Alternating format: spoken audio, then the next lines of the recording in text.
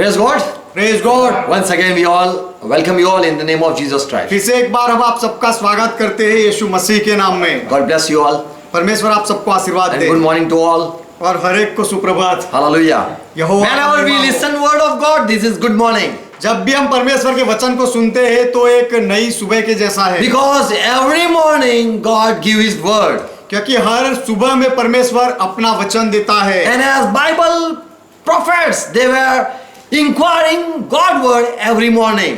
और जैसे बाइबल के भविष्यवक्ता हर सुबह परमेश्वर के वचनों की खोज करते थे, Because in morning God give His word so that we can live whole our day. क्योंकि सुबह में परमेश्वर अपना वचन देता है, क्योंकि हम हमारा पूरा दिन उससे उसके भरोसे उसके सहारे जिए। Also Bible says that man shall not live alone by bread. और बाइबल यह भी कहता है कि मनुष्य केवल रोटी से नहीं So we जिएगा, should seek His face every time. तो हमें उसके मुख को हर बार ढूंढना चाहिए। Amen. Amen. Let's close our eyes. आइए हमारी आंखें बंद करें। Before meditating word of God, परमेश्वर के वचन का मनन करने से पहले let's humble ourselves. आइए अपने आप को नम्र करें। Ask God that He give us hearing ears. और परमेश्वर से मांगे कि वो हमें सुनने वाले कान दे, Let God give us understanding heart. और परमेश्वर हमें समझने वाला हृदय दे। Because His word cannot be understood except receiving Holy Spirit.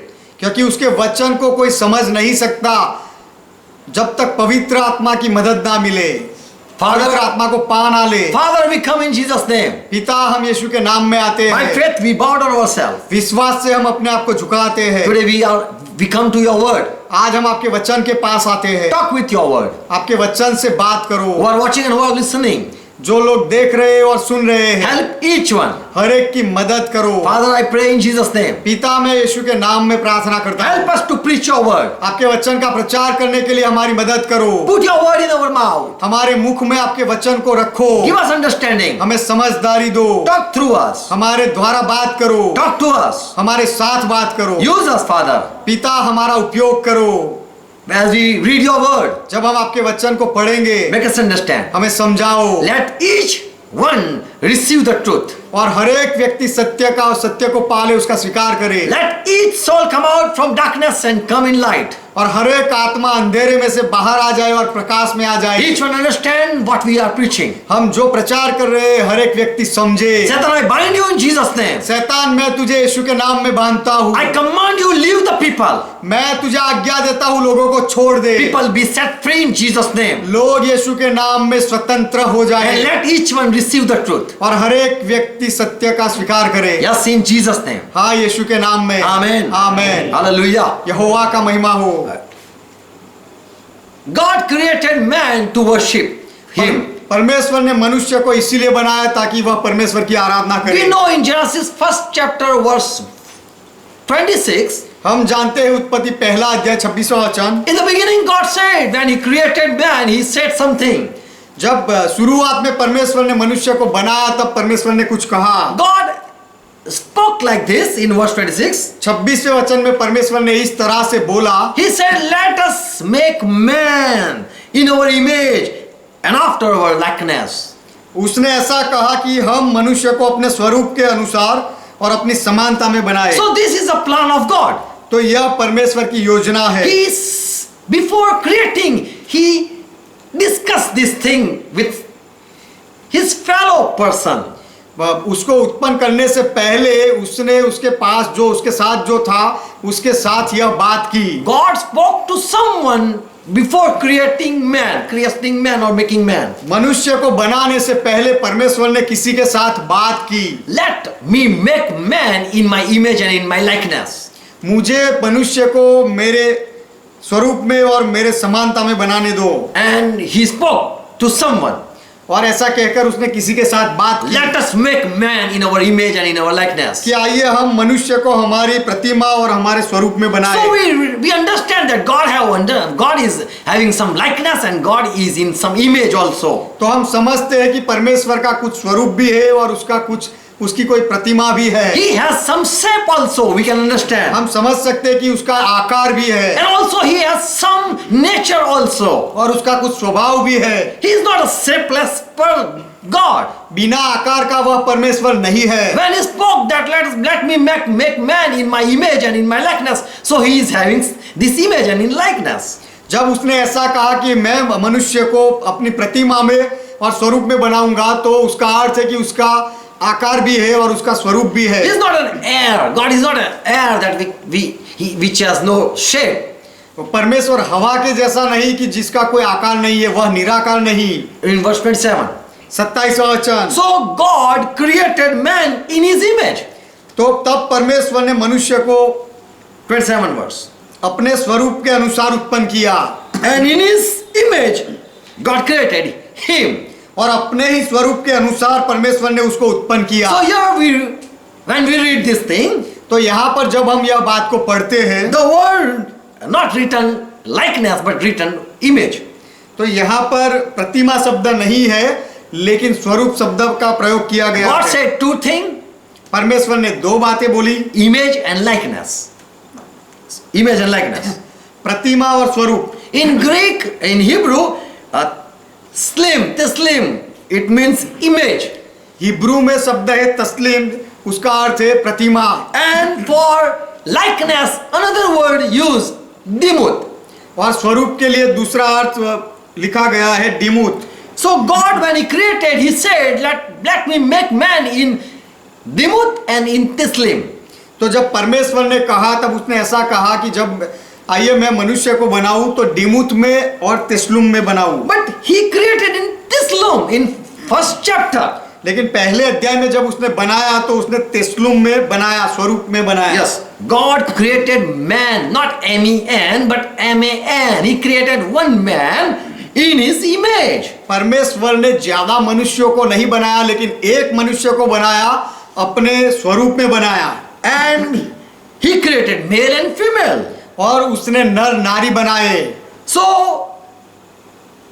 Genesis first chapter, man, male and female, they are in image of God, as it is written. तो- Teslim, image. तो उत्पत्ति पहले अध्याय में परमेश्वर ने जो नर नारी बनाया, वो परमेश्वर के स्वरूप में बनाया। Male and female He created. नर और नारी उसने बनाया। Now, Hebrew person Paul, he explained in 1 Corinthians 11 chapter verse 7 how man is looking like. अब जो व्यक्ति हिब्रू था, वह पौलुस पहला कोरिन्थी 11वें अध्याय 7वें वचन में यह समझाता है कि मनुष्य कैसा दिखता। Yes, verse 7. 7वां वचन कि मनुष्य कैसा दिखता है। Man need not to cover his head. पुरुष को अपने सिर को ढांकने की कोई जरूरत नहीं। Why Paul is arguing? पौलुस इस तरह से सवाल जवाब क्यों करता है? For as man as he is the image and glory of God. क्योंकि मनुष्य पुरुष परमेश्वर का स्वरूप और महिमा है। But the woman which is created, it is man's glory. लेकिन जो औरत, जो स्त्री को बनाई गई, वह पुरुष की महिमा है। Woman is not God's image. स्त्री परमेश्वर की प्रतिमा नहीं, But woman is glory signing of man. He signed man. लेकिन स्त्री पुरुष की महिमा है, जो पुरुष को प्रकाशित करती है, पुरुष की महिमा बढ़ाती है। So here Paul says that man is created in image of God. तो यहाँ पौलुस कहता है कि पुरुष को परमेश्वर की प्रतिमा में बनाया गया। So he need not to cover his head. इसीलिए पुरुष को अपना सर ढकने की कोई जरूरत नहीं। He represent God. पुरुष परमेश्वर का प्रतिनिधित्व करता है। And woman is glory of man. और जो स्त्री है वो पुरुष की महिमा है। Now in Genesis 5th chapter and verse 1, अब उत्पत्ति 5वां अध्याय और पहला वचन, this is the book of generation of Adam, it's written. यहाँ पर लिखा गया है कि आदम की वंशावली यह है। In the day that God created this man, जब परमेश्वर ने इस मनुष्य की सृष्टि की, in the likeness of God, He created him. तब अपने ही स्वरूप में उसको बनाया। Demoth, the word written demoth. यहाँ पर जो शब्द लिखा गया है वह डिमुथ है। In Genesis, we read tislim. और उत्पत्ति पहले अध्याय में हमने पढ़ा तिस्लिम। And in 5th chapter, The another word we read demuth. और उत्पत्ति 5वें अध्याय में दूसरा शब्द हम देखते हैं डिमुथ। So in Genesis first chapter, God said, let us create man in our image and in likeness. तो उत्पत्ति पहले अध्याय में परमेश्वर ने कहा कि आइए हम मनुष्य को हमारे स्वरूप और प्रतिमा में बनाए। But he created man and woman in his likeness, लेकिन in his image. उसने मनुष्य को, स्त्री और पुरुष को उसके स्वरूप में, Yes. उसके स्वरूप में बनाया। But in Genesis we read in likeness was man looking like. लेकिन उत्पत्ति में जो हम पढ़ते हैं कि उसके स्वरूप का, उसके प्रतिमा जैसा जो था, Yes. वह मनुष्य पुरुष था। God said two words. परमेश्वर ने 2 शब्द कहे। But in Genesis, he created not in image and likeness, but in only image. लेकिन उत्पत्ति में उसने प्रतिमा और स्वरूप में नहीं बनाया पहले, लेकिन उसने केवल प्रतिमा में बनाया। But in Genesis 5th chapter, we read Adam was created in God's likeness. लेकिन उत्पत्ति 5वें अध्याय में हम पढ़ते हैं कि आदम को परमेश्वर के स्वरूप में उत्पन्न किया गया, बनाया गया। People say that God is also, there is one God who is looking like a woman. लोग ऐसा कहते हैं कि ऐसा एक परमेश्वर है जो औरत के जैसा, स्त्री के जैसा दिखता है। Because God said that let me create in our image, so there should be a woman like in God looking like in should be in image of a woman. When God should be looking like a woman. जब परमेश्वर ने कहा कि आइए हम मनुष्य को बनाए, तो लोग ऐसा सोचते हैं कि शायद परमेश्वर के साथ जो दूसरा था वह शायद औरत के जैसा, स्त्री के जैसी दिखती होगी। So a woman is in image of mother God. तो जो औरत के स्त्री की जो प्रतिमा है वो माता परमेश्वर की प्रतिमा में है। And a man is like a father God. He is looking like a father God. और मनुष्य जो पुरुष है वह पिता परमेश्वर के जैसा दिखता है। लोग ऐसा सोचते हैं। People are reading and understanding like this. लोग इस तरह से वचनों को पढ़ते हैं और इस तरह से समझते हैं। But when we read Bible, लेकिन जब हम बाइबल पढ़ते हैं and we don't want to listen to the world, और जब हम संसार के दूसरे लोगों को सुनना नहीं we चाहते, don't want to receive the interpretation of the world. संसार के लोग बाइबल का जो अर्थघटन करते हैं वो हम स्वीकार करना नहीं We चाहते। have Bible in our language. हमारी भाषा में हमारे पास बाइबल है। We should study Bible. हमें बाइबल का अभ्यास करना God चाहिए। said use 2 words, but He did not created like in His likeness in Genesis 1st chapter.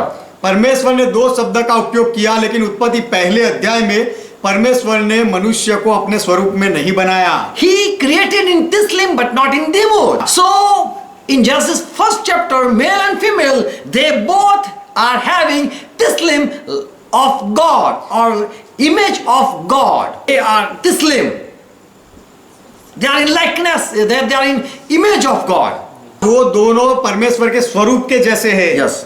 परमेश्वर का स्वरूप वो दोनों में है। Both male and female, they are having God nature. पुरुष और स्त्री दोनों के अंदर परमेश्वर का स्वभाव है। As God is having a heart of love, जैसे loving heart, जैसे परमेश्वर का हृदय प्रेम करने वाला हृदय है, वैसे He has feeling. जैसे उसके परमेश्वर के एहसास होते हैं। Also He has a long suffering nature. और परमेश्वर का सहन करने वाला एक स्वभाव भी है। Also God get angry. और परमेश्वर गुस्सा भी करता है। All these are spiritual nature of God being. ये सारे परमेश्वर की जो जाति है उसके आत्मिक स्वभाव है। So same is nature. Man and woman are having same nature. तो वही स्वभाव स्त्री और पुरुष में भी है। Man also having, he also have heart to love. पुरुष के पास भी हृदय है, प्रेम करने वाला हृदय। Woman also having feeling, same feeling. और वही ऐसा स्त्री में भी है। Man cry, woman also cry. पुरुष भी रोता है, स्त्री भी रोती है। Man get angry, woman also get angry. पुरुष भी गुस्सा करता है, स्त्री भी गुस्सा करती है। Both are having same nature, have same understanding. दोनों का एक ही जैसा स्वभाव है और एक जैसी समझ है। So God gave, when He created male and female, He gave them Tislim of Him, of His nature. तो जब परमेश्वर ने स्त्री और पुरुष को बनाया तो परमेश्वर ने अपना तिस्लिम मतलब अपना स्वभाव दिया। Amen. He did not create it both in his own image.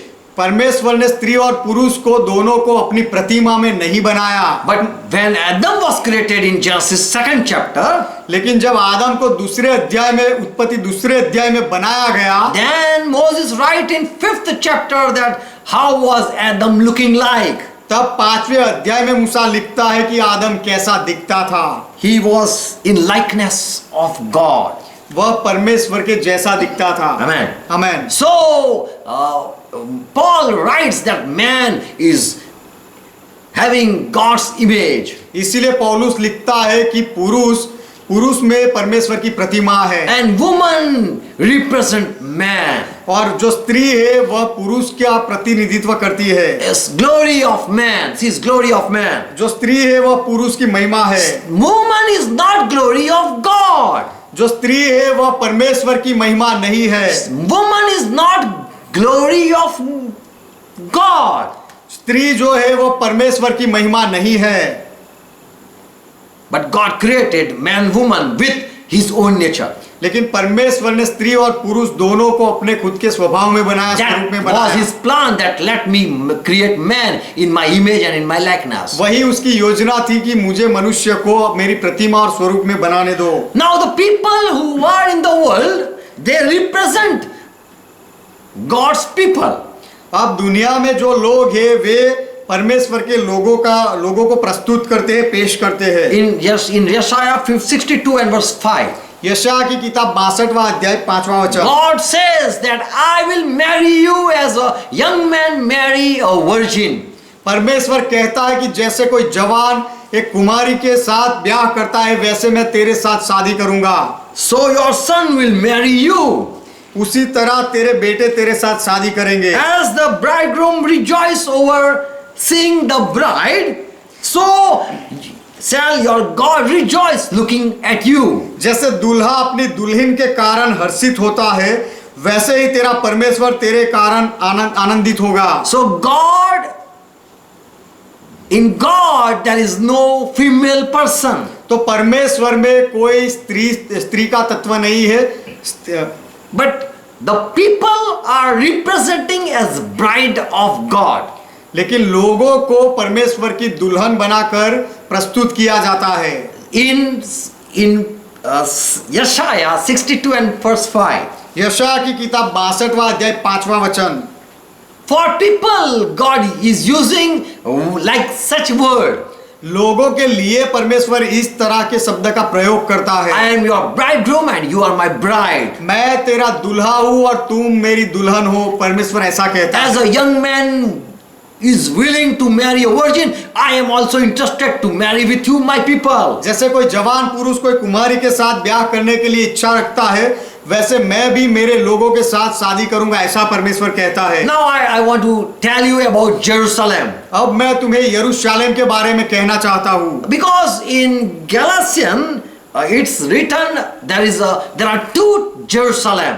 क्योंकि गलाती में लिखा गया है कि दो यरूशलेम है। One in this earth, on earth we know. एक यरूशलेम इस पृथ्वी पर है जो हम जानते हैं। And it is a city. और वह यरूशलेम एक शहर है। And in heaven also there is a Jerusalem.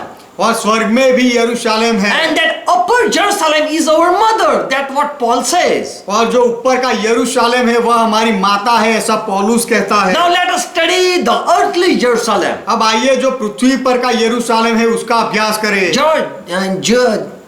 Joshua 18 verse 28. यहोशू की किताब उसका 18वां अध्याय 28वां वचन। This Jerusalem which we know in Israel, it was before it was called Jebusi. ये यरूशलेम जो इस पृथ्वी पर है जिसे हम यरूशलेम कहते हैं, It was before Jebusi. पहले उसका नाम यबूसी था। And the king was Adoni-Zedek. और वहाँ जो राजा था वह अदोनी-जेदेक था। And Canaanite king slain by Joshua. और कनानी राजा को यहोशू ने काट डाला। Joshua 10 chapter verse 1. यहोशू की किताब 10वां अध्याय पहला वचन। And a many king's name. Yeah, this is the king Adonizek. यहाँ पर बहुत सारे राजाओं के नाम है। यहाँ जो राजा है They all fought with Joshua. यहोशू 10वां अध्याय पहला अध्याय अदोनिस सदेक है, और ये वे सारे राजा यहोशू के सामने लड़े। And this Joshua and Israel, they fought with many kings and they overcome that place, Jebusi. और ये यहोशू और इजराइल के लोगों ने बहुत सारे राजाओं के साथ लड़ाई की, और जो जगह थी यबूसी उस जगह को जीत लिया। In Joshua 11 chapter 3 verse 5 to 9 verse you can read it. यहोशू की किताब उसका 11वां अध्याय 5 से 9वें वचन तक आप पढ़ सकते हो। Many kings fought with Israel and all kings where they fought, and afterward later this Jebusi was under control of Israel. बहुत राजा इजराइल के साथ लड़े, और उसके बाद अंत में ये यबूसी जो शहर था वह इजरायली लोगों के अधीनता में आ गया। Now another Jerusalem we can know from Genesis 14 chapter verse 18.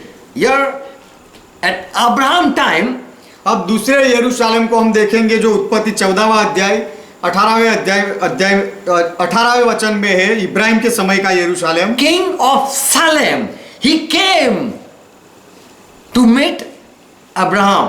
Salem का राजा इब्राहिम को मिलने आया, He was the high priest of God. और वह परमेश्वर का महायाजक था। Now Abraham met this person who was king of Salem, अब इब्राहिम इस व्यक्ति को मिला जो सालेम का राजा था, and he gave wine and bread to Abraham.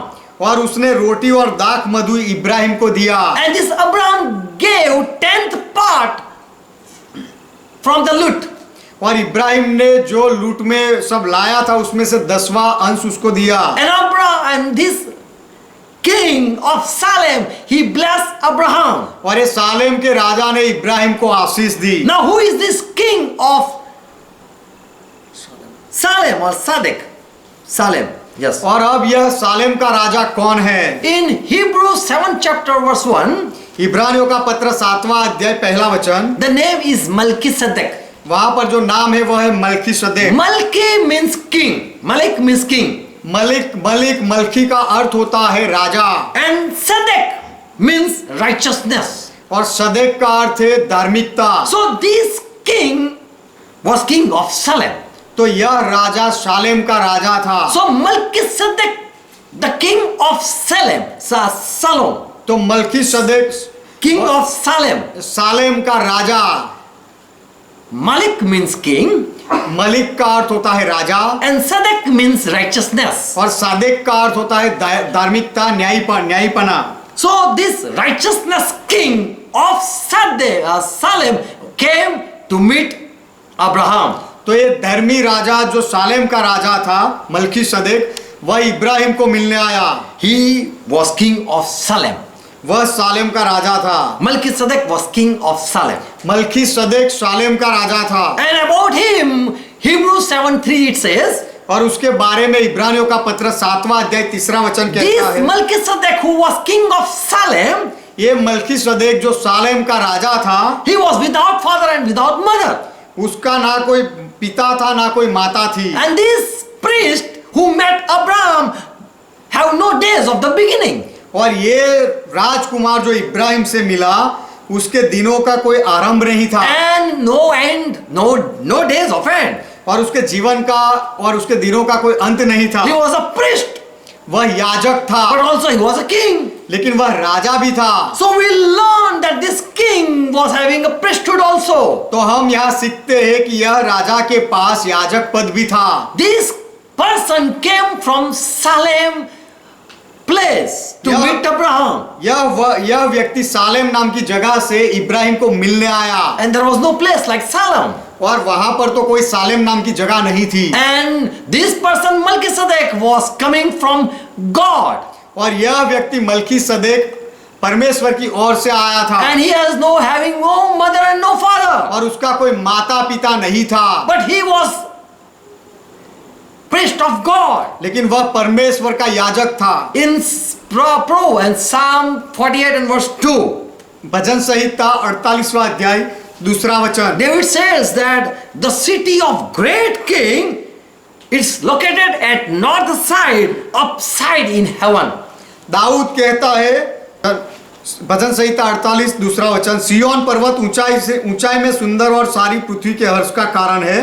राजा धीराज का नगर, The city of great king, महान राजा का नगर उत्तरी सिरे पर है, उत्तर दिशा में है, up in heaven.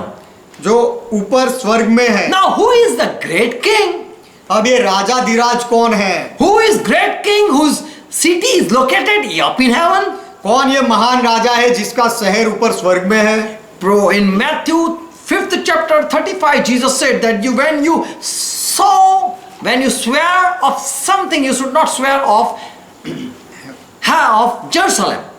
मत्ती 5वां अध्याय 35वें वचन में जब यीशु ने कहा कि जब तुम कोई शपथ लो, don't swear of city Jerusalem. तो यरूशलेम शहर के नाम से कोई कसम मत लेना। Why? क्यों? Because it is city of great king. क्योंकि वह तो महाराजा का नगर है। So great king, he dwelling place is up in heaven. तो ये महाराजा है, उसके रहने की जगह ऊपर स्वर्ग में है, आसमान There में are है। two Jerusalem. ये दो यरूशलेम है, One in this world, एक इस पृथ्वी पर, and it is called Sodom in angelic language. When angels speak, they don't say this is a great city, but they say it is Sodom. और जब देवदूत की भाषा में देवदूत अगर यरूशलेम को बोले तो वह यरूशलेम नहीं बोलते हैं, लेकिन उसे सदोम कहते हैं। In Revelation 11 chapter verse 8, प्रकाशित वाक्य 11वां अध्याय 8वां वचन, this great city Jerusalem, people call it great, where they crucified Lord Jesus Christ. ये महान शहर जिसको हमारे प्रभु यीशु को जहां पर वधस्तंभ पर चढ़ाया गया, Jesus was crucified in Jerusalem. यीशु मसीह को यरूशलेम में वधस्तंभ पर लटकाया And गया, in spiritual language it is called Sodom. और आत्मिक भाषा में उसे सदोम कहा गया And है, Egypt place.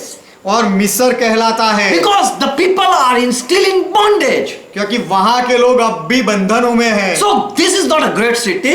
तो यह पृथ्वी पर का यरूशलेम एक महानगर नहीं है, But in heaven there is a great city. लेकिन स्वर्ग में महान नगर है। In Revelation 3rd chapter verse 12, प्रकाशित वाक्य 3 अध्याय 12वां वचन, name of a city is coming from heaven, it says. यहाँ पर लिखा गया है कि वह शहर का नाम स्वर्ग से उतर रहा है। God's city is coming down to heaven, on the earth. परमेश्वर का शहर पृथ्वी पर नीचे आ रहा है। In Revelation 21 and verse 2. प्रकाशित वाक्य 21वां अध्याय 2 वचन, The city is been decorated, it is been prepared like a bride is been prepared. जैसे दुल्हन को सजाई जाती है उसी तरह वह शहर को सजाया गया है, तैयार किया गया है। And the city is ready to meet her husband. और वह शहर अपने पति को मिलने के लिए तैयार है। Revelation 21 and verse 10. प्रकाशित वाक्य 21वां अध्याय 10वां वचन, The great city is descending from heaven. वह महान शहर स्वर्ग से नीचे उतर रहा है। And he took me up in the spirit, John says. और यूहन्ना कहता है कि और वह मुझे आत्मा में ऊपर ले गया, Great and high mountain I saw. और मैंने बहुत ही महान और ऊंचा पहाड़ देखा। And John says, oh, holy city Jerusalem in heaven. और यूहन्ना कहता है कि मैंने देखा स्वर्ग में पवित्र यरूशलेम शहर को देखा, Descending from heaven, coming from heaven, from God. परमेश्वर की Out ore, of heaven it coming from God. परमेश्वर की ओर से स्वर्ग में से वह शहर को नीचे उतरते हुए मैंने देखा। Out of heaven it is descending.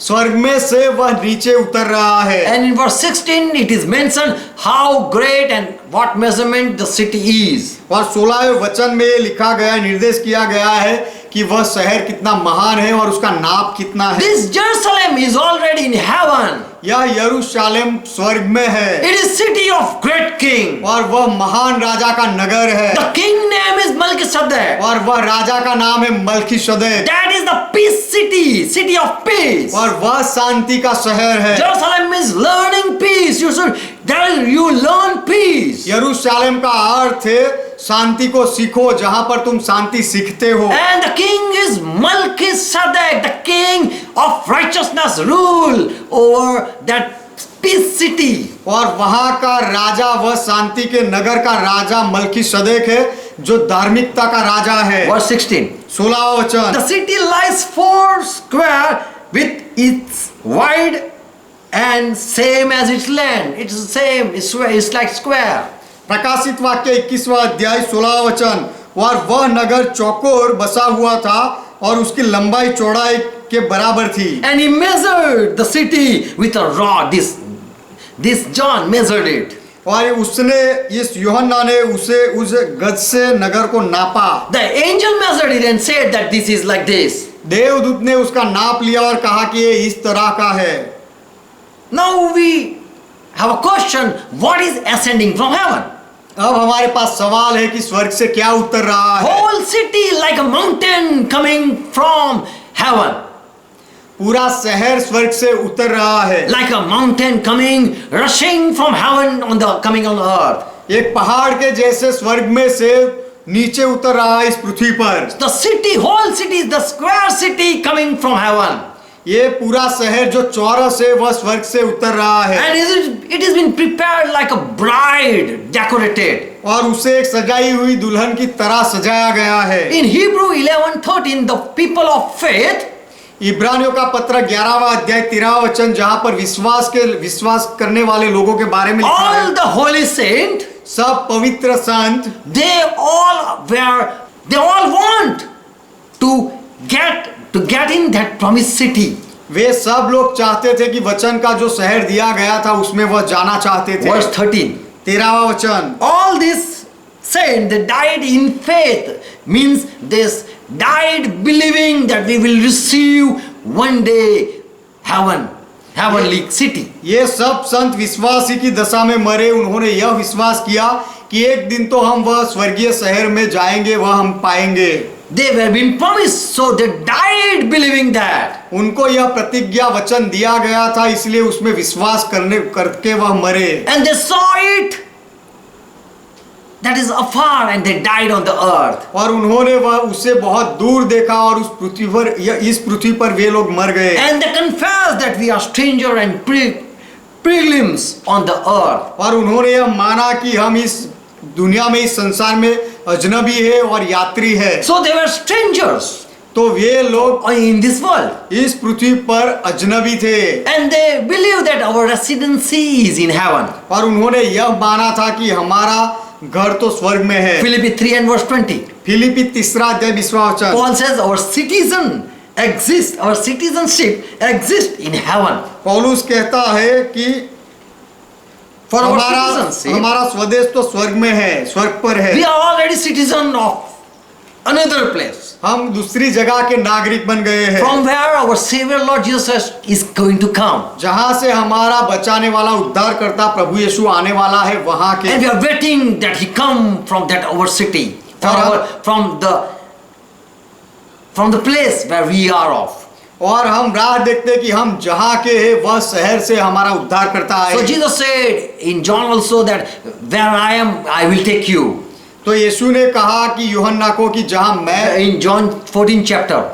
माफ करना, यूहन्ना 14वें अध्याय में यीशु ने कहा कि जहां मैं जाता हूं वहां मैं तुम्हें ले जाऊंगा। I'm going to prepare a place for you. मैं तुम्हारे लिए जगह तैयार करने के लिए जा And रहा the हूं। people who believe Jesus Christ in the Old Testament also, they were waiting for a great city. और पुराने नियम में जो लोगों ने यीशु मसीह में विश्वास किया था वह बड़े नगर के लिए राह देखते थे। Revelation 22 and verse 17. प्रकाशित वाक्य 22वां अध्याय 17वां वचन। Here we see a bride is also calling, come. यहाँ पर हम देखते हैं कि दुल्हन भी कह रही है कि आओ। A city is also waiting and for the people. वह शहर भी राह देखता है लोगों के लिए। And calling, come. और पुकार रहा है कि आ जाओ, आ जाओ। As a mother calling his own people. Yeah, her people. जैसे माता अपने खुद के लोगों को, बच्चों को बुलाती हो उस तरह। Revelation 19 and verse 7. प्रकाशित वाक्य 19वां अध्याय 7वां वचन। Who have been called at Lord's Supper or at the supper of the Lamb marriage. मेमने की शादी में और उसकी दावत में किसको बुलाया गया है? Verse 9. 9वां वचन। Bride is ready. दुल्हन तैयार है। Now the bride is calling. The heaven is waiting for the people. और अब दुल्हन पुकार रही है और स्वर्ग लोगों के लिए राह देख रहा है। And the people on the earth, they are also preparing themselves to see the great country. और ये पृथ्वी पर के लोग भी अपने आप को तैयार करते हैं वह बड़े नगर को, बड़े देश को देखने के लिए। Here the people are bride यहाँ पर जो लोग हैं वह दुल्हन है of Christ. मसीहा की दुल्हन। John 3 chapter verse 29.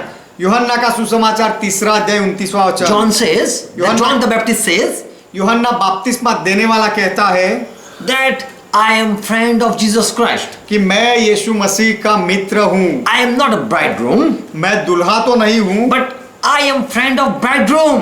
लेकिन मैं दूल्हे के साथ खड़ा रहने वाला जो दूल्हा का मित्र होता है वह हूँ। So John says that Jesus is a bridegroom, तो यूहन्ना बपतिस्मा देने वाला कहता है कि यीशु दुल्हा है। and with him who are his follower, they are his bride. और यीशु के पीछे चलने वाले उसके लोग यीशु की दुल्हन है। Amen. Amen. In Yeshaya 49 and verse 18, यशायाह की किताब 49वां अध्याय उसका 18वां वचन। look up your eyes around and behold, all this gather themselves together. They are all gathered together. Verse 18. यशायाह की किताब 49वां अध्याय और उसका 18वां वचन। अपनी आंखें उठाकर चारों ओर देख, वे सब के सब इकट्ठे होकर तेरे पास आ रहे They are हैं। coming to you.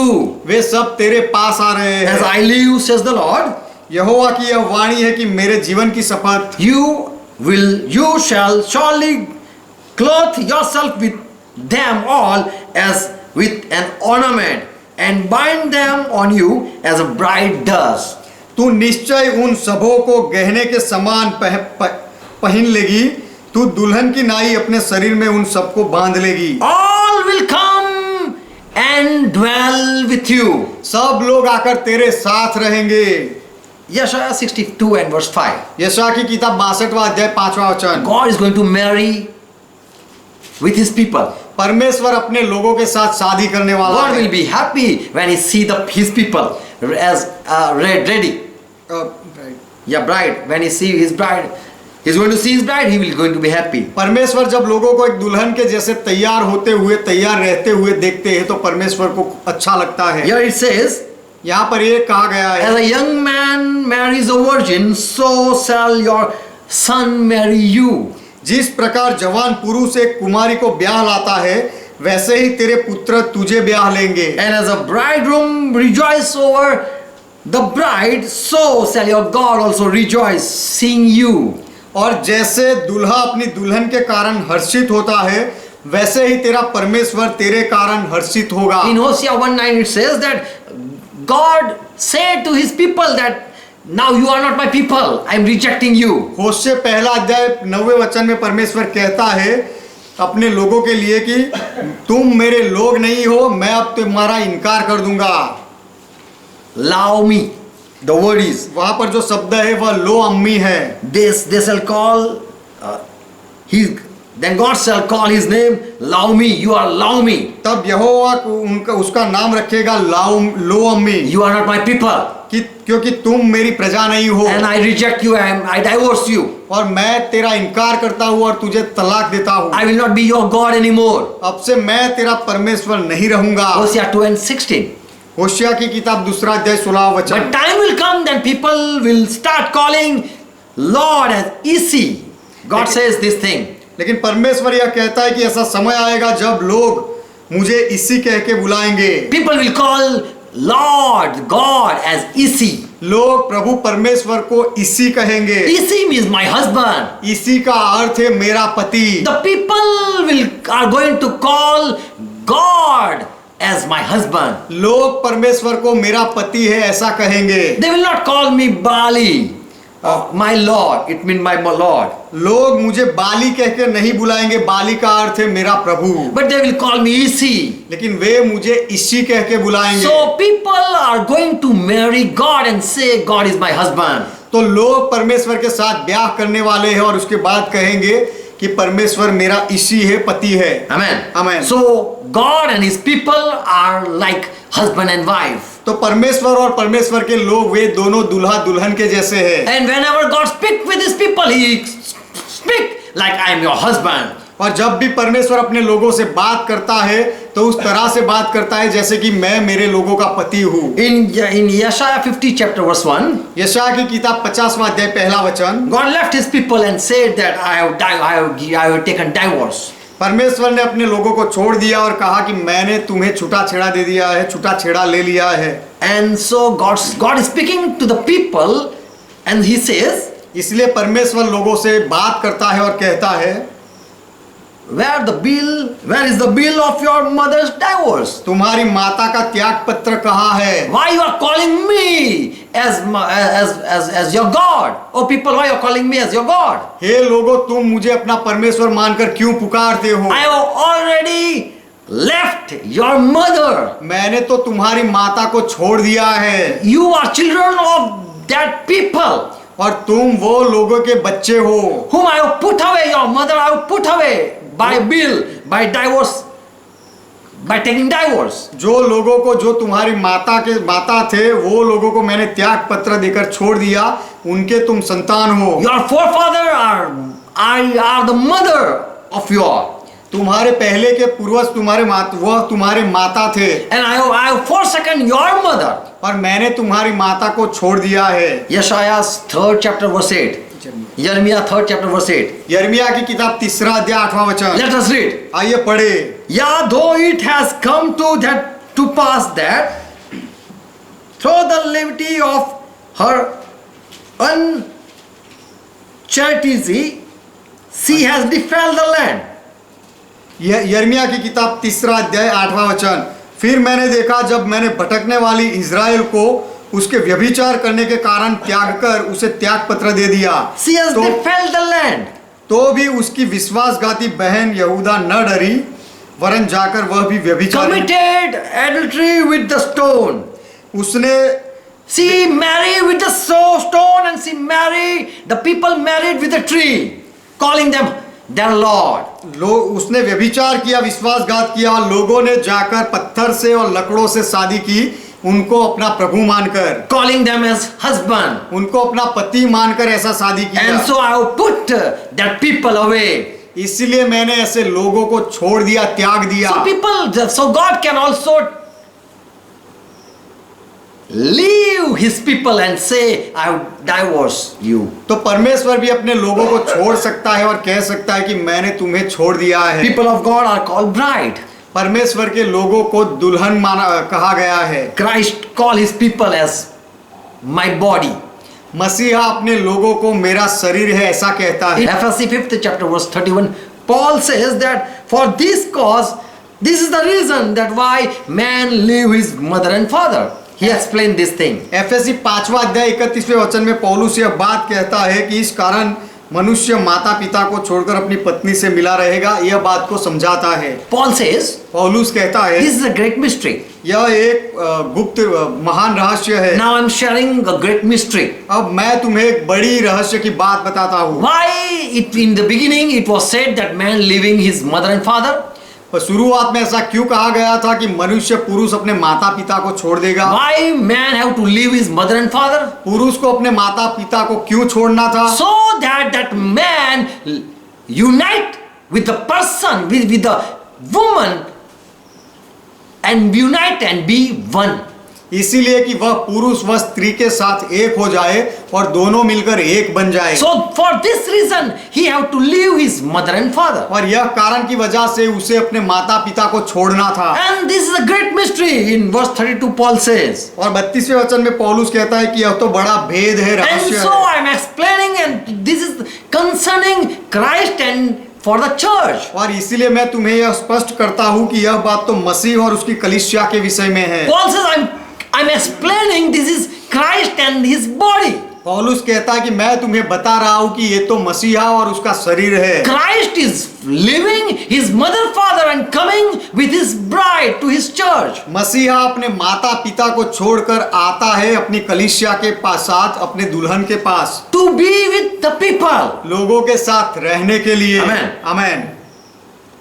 So that he unite with the people on the earth. इसीलिए कि इस पृथ्वी पर मसीहा अपने लोगों के साथ एक होकर रहे, And so it will be called, and Emmanuel, God is with us. और इसीलिए ऐसा कहा जाएगा कि इम्मानुएल, परमेश्वर हमारे साथ है, And we will unite with God. और हम परमेश्वर के साथ एक हो We will जाएंगे, agree with Jesus Christ. हम यीशु मसीह के साथ सहमत हो जाएंगे। Verse 30.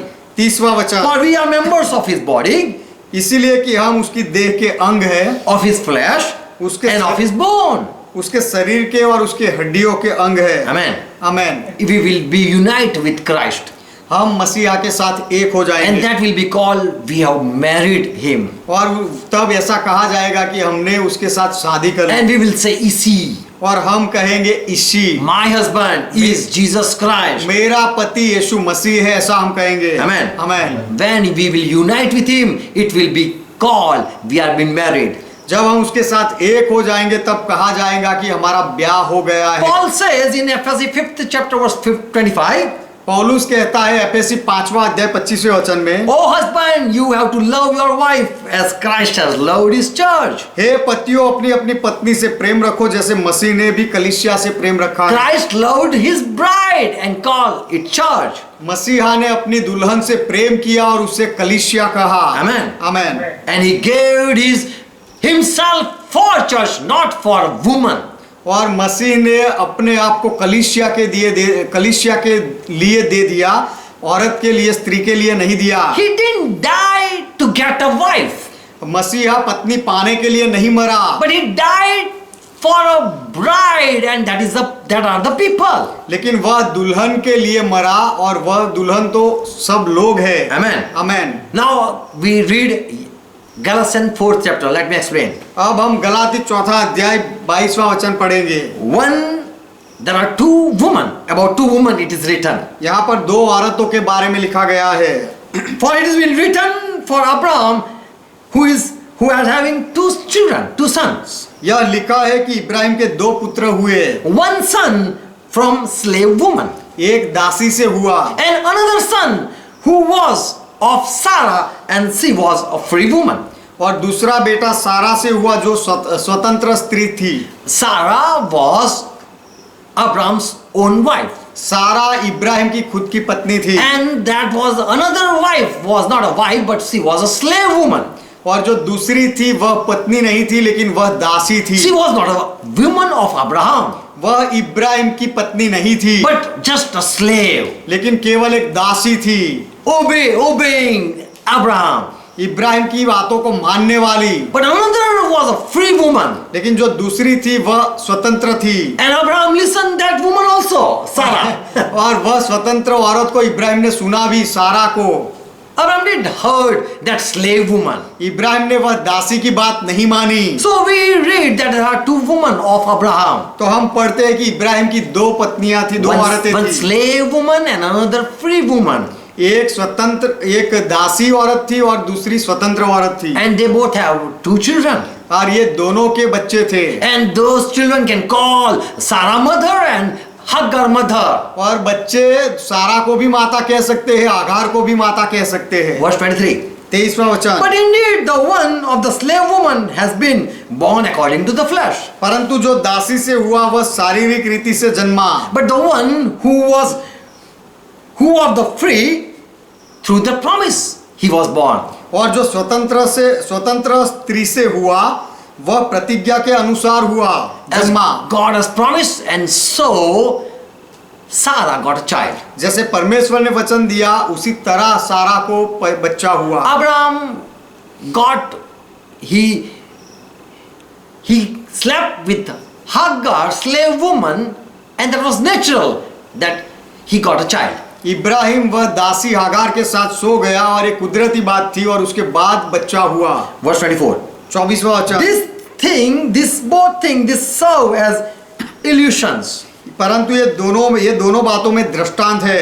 For the woman represent two covenants. ये स्त्रियां वाचाओं को, करार को बताती है। One covenant that was given at Sinai mountain. एक वाचा, एक करार जो सीने पहाड़ पर दिया गया Do था। this, do this, do this, do that, do that, do that. ये करो, ये करो, ये करो, वो करो, वो करो, वो करो। And the children were slave to do that. और बच्चे ये सारा करने के लिए गुलाम बने And this थे is Hagar, that represent Hagar. और ये हगार को बताते हैं। Verse 25. 25वां वचन, This is Hagar is mountain Sinai. This Hagar is mountain Sinai in Arab, and answers to the Jerusalem which is now. और हजीरा हगार मानो अरब का सीने पहाड़ है और आधुनिक यरूशलेम उसके तुल्य है। This is Jerusalem, earthly Jerusalem. यह एक पृथ्वी पर का यरूशलेम है And the Jerusalem, the people are still in bondage. और यरूशलेम में जो लोग हैं वो अब भी बंधनों में हैं। They obey Sabbath. वे विश्रामवार को मानते They हैं। obey everything that Moses said. मूसा ने जो कहा सब बातों का वे पालन करते हैं। And this earthly Jerusalem, they all obey what Moses said. और ये पृथ्वी पर का यरूशलेम मूसा ने जितनी भी बातें कही है सारी बातों को मानता है। And they are children not of Sarah, but they are children of slave woman. और वे सारा के संतान नहीं है लेकिन वह दासी की और जो दासी औरत थी उसके संतान है। All these are still obeying the old law. ये सारे लोग अब तक पुराने नियम की बातों का पालन कर रहे So हैं। see Hagar as she was slave, तो हागार जैसे वह दासी थी and it represents this present Jerusalem. और वह ये आज के यरूशलेम को दर्शाता They है। are still obeying Moses' law. अब भी वे मूसा के नियम का पालन कर रहे हैं। What if they broke Sabbath? What will happen? यदि Will way- anyone stone them? No. यदि वे विश्रामवार को तोड़ दे तो क्या होगा? क्या कोई उनको पत्थर से मारेंगे? No, नहीं मारेंगे। no, they will not kill. कोई किसी को नहीं मारेगा। Even today, anyone breaks Sabbath, यदि आज भी यदि कोई विश्रामवार का पालन ना करे they are not going to be stoned. तो उनको पत्थरों से नहीं मारा But they जाएगा। obey everything as if they will receive Jerusalem. लेकिन वे सारी बातों का आज्ञा पालन करते हैं जैसे कि वे यरूशलेम को पा लेंगे। But there is another Jerusalem up in heaven. लेकिन दूसरा यरूशलेम है जो स्वर्ग में है। Paul says in verse 26, पौलुस कहता है 26वें वचन में, this present Jerusalem, ये आज का यरूशलेम, they are obeying Moses' law. वे लोग मूसा के नियम का पालन कर रहे हैं Another Jerusalem above और दूसरा यरूशलेम जो ऊपर है is free, वह स्वतंत्र है and she is our mother. और वह हमारी माता है। So both women, they signifying two cities. तो दोनों औरतें दो शहर को दर्शाती है। One city where they are in bondage, एक ऐसा शहर जहां पर लोग बंधनों में है, गुलाम है। another city there are the people who are promised people. दूसरा शहर है वहां के लोग वह है जिनको प्रतिज्ञाएं मिली है, वचन दिया गया है। Paul says we belong not to this Jerusalem, पौलुस कहता है कि हम इस यरूशलेम के नहीं है but we are of upper Jerusalem. लेकिन हम ऊपर के यरूशलेम के हैं। In Ephesus and Philippi 3:20, as we read, that our citizenship is in heaven. Philippi 3:20 वचन में जैसा हमने पढ़ा कि हमारा नागरिकत्व ऊपर आकाश में है, स्वर्ग में है And we are waiting for that, और उसके लिए हम राह देखते हैं from where Lord is going to come and take us as a bride. जहां से प्रभु आने वाला है और हमें दुल्हन बनाकर ले जाएगा। In Hebrew 11 chapter verse 14, इब्रानियों का पत्र 11वां अध्याय 14वां वचन, for the saint of Old Testament they followed God, they obeyed God. क्योंकि पुराने नियम के संतों ने परमेश्वर की बातों को पालन किया, माना। Verse 14, 14वां वचन, they that such thing declare plainly that they seek one country. जो ऐसी ऐसी बातें कहते हैं वे प्रकट करते हैं कि स्वदेश की खोज में है वे लोग। They were on the earth, the people who were God people, who were on the earth, परमेश्वर के लोग पृथ्वी पर जो लोग थे, जो परमेश्वर के लोग थे पृथ्वी पर, they were not obeying the commandment, but they were obeying God's voice. वे आज्ञाओं का पालन नहीं करते थे लेकिन वे परमेश्वर की आवाज का पालन करते थे। As husband is speaking, जैसे कि कोई पति बोल रहा हो वैसे। and on the earth they were, when they were roaming, they declare that we are not of this world. और इस पृथ्वी पर वे जब भटक रहे थे तब उन्होंने बताया कि हम इस दुनिया के नहीं है। And from that we can understand that they were seeking a country. वहां से हम समझते हैं कि वे लोग कोई देश को ढूंढ रहे थे। Amen. Amen. And that is Jerusalem, our mother city, और our motherland. वह यरूशलेम है, हमारा माता शहर या मातृभूमि। Praise God. परमेश्वर का We महिमा। are not of this Jerusalem. हम इस यरूशलेम के नहीं। If we belong to this Jerusalem, that we have to do the thing that today present Jerusalem people are doing. यदि हम इस यरूशलेम के होते तो हमें भी आज के यरूशलेम के लोग जो जो बातें मानते हैं वे सारी बातों का पालन करना पड़ेगा। If already Old Testament people have received Jerusalem and they were in Jerusalem, why they were obeying God's law?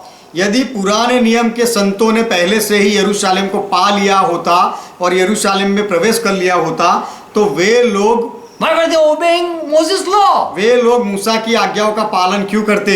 Why? What they were seeking? वे क्या ढूंढ रहे थे? Already they had Israel, their land.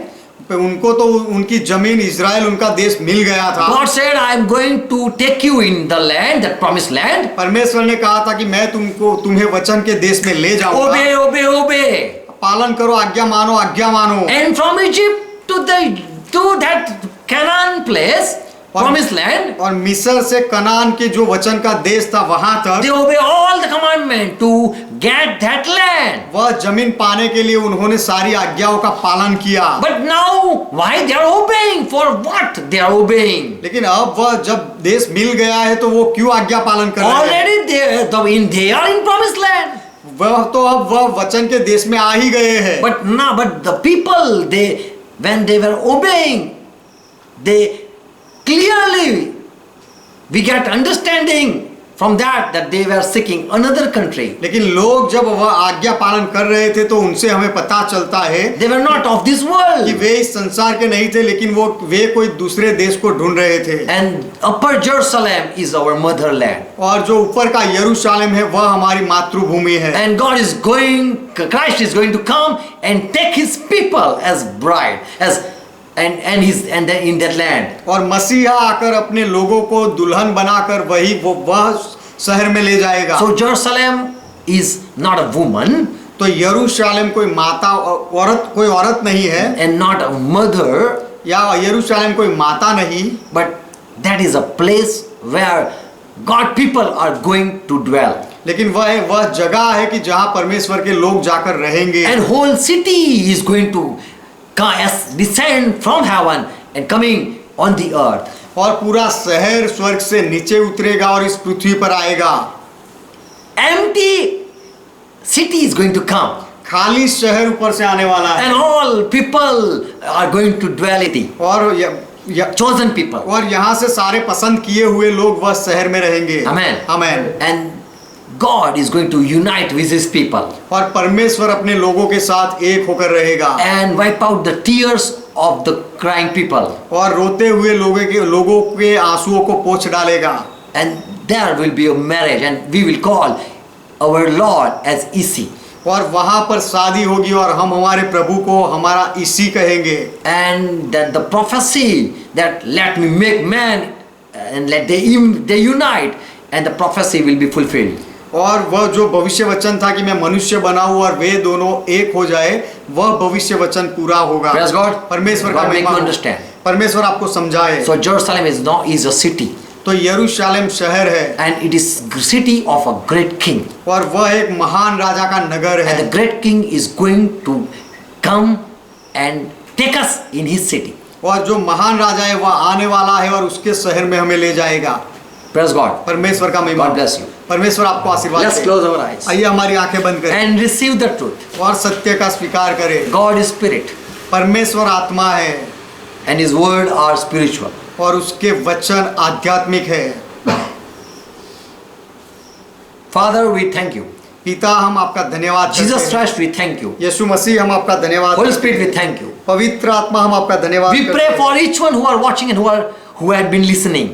हम हर एक के लिए प्रार्थना करते हैं जो लोग देख रहे हैं और जो लोग सुन रहे हैं। Let they receive the truth वे सत्य को पाले and abide in this truth और ये सत्य में जुड़ कर रहे and preach the truth और सत्य का प्रचार करे and be blessed by this truth. और इस सत्य से आशीषित हो जाए।